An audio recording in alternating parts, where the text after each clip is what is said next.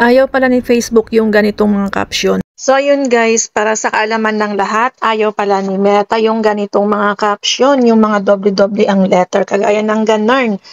Doble-doble yung letter R at saka N. At saka itong video kanina yan, marami yan siyang W na nakalagay ko, pero inedit ko siya kasi nagkaroon siya ng ganitong, dito sa niya, sinabi niya, a link is in your post caption. Links in your caption can be distracting and reduce your reach.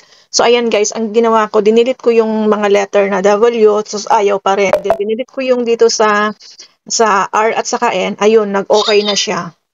Eto na siya ngayon. Hinihila nila, hirapan sila nila. Eto na siya ngayon. Tinanggal ko yung maraming R at saka N. Tapos ito na yung insights and ads niya. Wala na. So, huwag na tayong magdoble-doble ng letter para kumita yung ating video or hindi ma-less yung distribution, yung reach ng ating mga video. Sana nakatulong.